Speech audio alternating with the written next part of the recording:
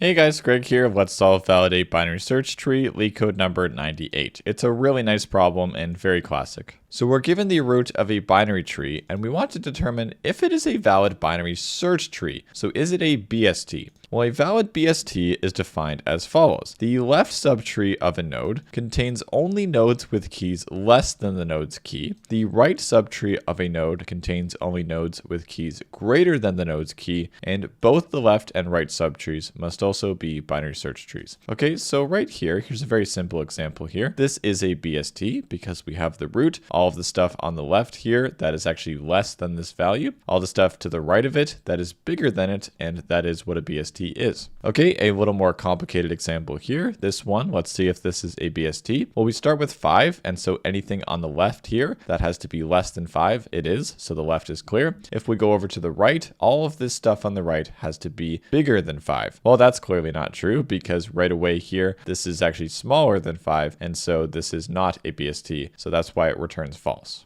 Okay, so suppose we were given this tree to start, and it turns out it actually is a valid BST, and you can quickly eyeball that if you'd like to. It satisfies all of the criteria. Now, the way that we'd verify this is for every single node, as in we're going to do a depth first search that'll look something like this. So for every single node, we want to make sure that it satisfies the criteria. And so its criteria is that, well, for any given node, it has some particular maximum value. So as in it can't be bigger than this value. So far, this is actually infinity because we haven't seen anything yet. So the most it can be is infinity. Of course, it won't be. Each node must also have a minimum value, which I'm going to specify as negative infinity. Each node must be at least the minimum. So it's got to be at most the maximum and at least the minimum. And if we are ever outside of those bounds, if we are ever smaller than the minimum, well, then that is not a BST. And if we are ever bigger than the maximum, well, then that is also not a BST. Okay, so this is how we'd initialize these things. And we'd take a look at the root here, and we're doing a depth first search. So let's look at this node. Well, is it bigger than the maximum? No, of course not. Is it smaller than the minimum? No, of course not. Okay, then so far it is okay. This thing is balanced so far, but we need to make sure that it's valid both on the left and the right. So let's first take a look at the left here. So now as we do this here, before we do that, we actually need to pass along here the maximum and minimum that is correct for this node. Now, since we went to the left here, that means that all of the stuff to the left must be smaller than the node that we were looking at. So what that means here is as we are now over here, we actually have an implied maximum value, as in these nodes can be at most 3. And actually they have to be slightly less than 3. We're not allowed equality either. So this node can be no bigger than 3. If this node is bigger than or equal to its maximum, that has violated its policy and therefore it's not a BST. So our full return would have to be false in that case. But that's actually not the case here. We have a 1 and that is strictly smaller than the maximum. Okay, so it's smaller than the maximum. That's good to go. Is it bigger than the minimum? It actually has to be strictly bigger than the minimum for the same reason. It is definitely bigger than the minimum, and so we need to check on the left here. Now, as we go left here, we need to make sure that this value has the appropriate maximum and minimum value. This node and everything over here, this all has to be strictly less than this value. So the maximum that we have is actually the value of that node that we were just looking at, which has got to be 1. And we check this thing's criteria. So is this node valid? Well, yes, it is. It is actually smaller than its maximum, and it is also bigger than its minimum. And so this node is valid. Let's check it over here. Is it valid on the left? If you hit null, that is actually going to be a true case. So that's a base case. This returns true.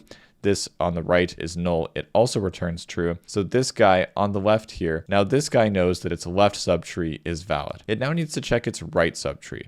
But hold on here, we need to make sure that as we go back up the levels, that we have the appropriate maximum and minimum value. So this is why we actually need the max and minimum. These have to be local to the node or local to these call of the function. Okay, so at this stage here, if you remember, our maximum is actually 3. Our maximum is over here. So our max is 3. And then we are going to the right here. So at this stage, we are going over to the right. And as you see before, when we went to the left, we were up updating our max, but as we go to the right, we are going to update our minimum here. So this thing has a maximum of 3 because it's still on the left of this 3 here, but now as we went to the right side of this 1 here, that actually establishes that all of the stuff to the right of this has got to be strictly bigger than itself. It's got to be bigger than 1. This node actually has an implied minimum value. It has to be strictly bigger than 1, this node's value. And luckily that actually is the case here. This thing didn't run into an issue because it is smaller than its maximum and it is bigger than its minimum. So it is actually valid. Both its left and right are null. Those are both valid. We would end up backtracking over to here. Now, what is our maximum and minimum at this stage? Well, back at the top here, if at the very top, it was actually infinity and negative infinity. As we pass over to the right here, that is again going to adjust our minimum. So now we have that everything on this right side here, that has got to be strictly bigger than 3. So that means that this node has an implied minimum value. So this node's minimum value is now 3. It's got to be bigger than 3. And this would carry on. We could do the same thing throughout the entire tree. And you'd actually find that this is going to be valid and this whole tree would be valid. There was no issues anywhere. So in general, we would return true.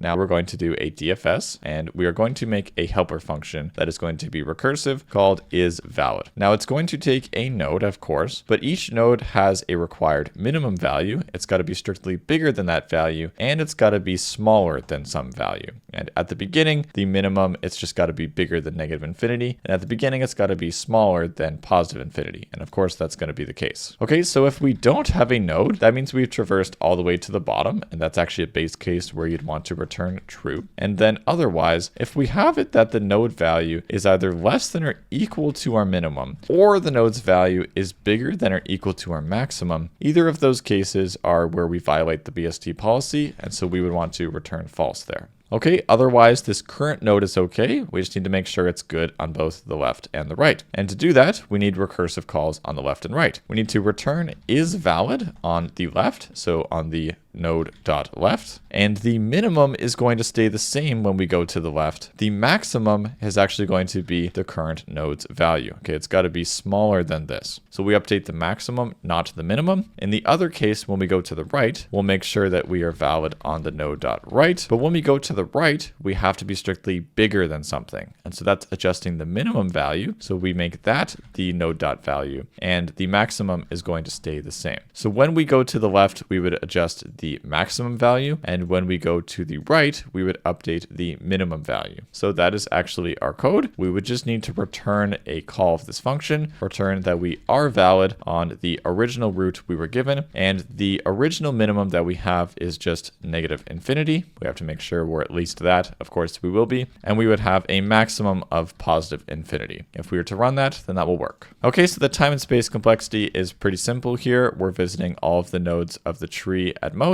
And so that is going to be big O of n. And the space complexity here, we are doing a DFS recursively. And so we are going to have the space as, you can either say big O of h because of the call stack, or big O of n either way, because h is going to be less than n. I hope this was helpful, guys. Drop a like if it was, and have a great day. Bye-bye.